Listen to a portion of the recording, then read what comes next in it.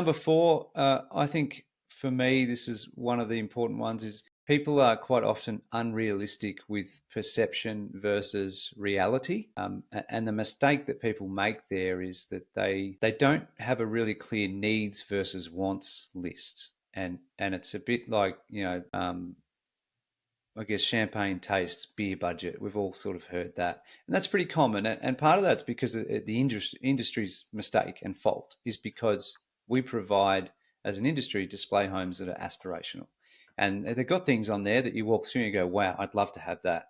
And then you talk to the consultant and you say, "Hey, that amazing feature in the kitchen, I want to put that Yeah. in." And then they say, "Oh, yeah, that's $45,000," and you go, "No, thanks, I'm good." Like these things happen. They're aspirational for a reason because that's what people want to see. But when you Yeah. get to that nitty gritty, when you're talking to someone, you're trying to get to the building quote stage, that's where you've got to have your needs and your wants based on point number one, your finance. Okay. Yeah. So have your max budget, your min budget, and needs and wants as a result. Do you need the highest ceiling or can you settle for the middle? It's still an increased or raised ceiling, but things like that you have to go through. So that's definitely one for me.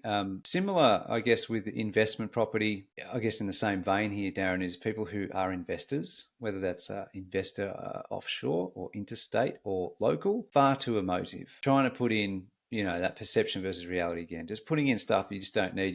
You think you need them and you think that a tenant gives a crap about it, but I can assure you they don't. Tenants do not care what your facade looks like. Pick one of the standard ones. If you spend 3 grand, 5 grand, 8 grand on a facade, it might help your resale value, fair. It won't change a tenant's mind, right? They're more about what's going on the inside.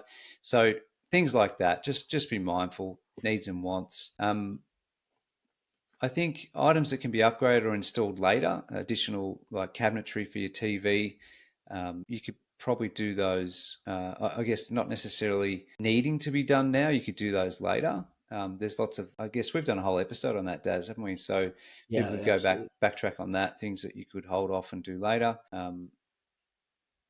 Yeah, I think that's probably the main gist of it. So stick with your needs and wants. I think the biggest mistake there is people just don't do that. They're not diligent enough with their own budget.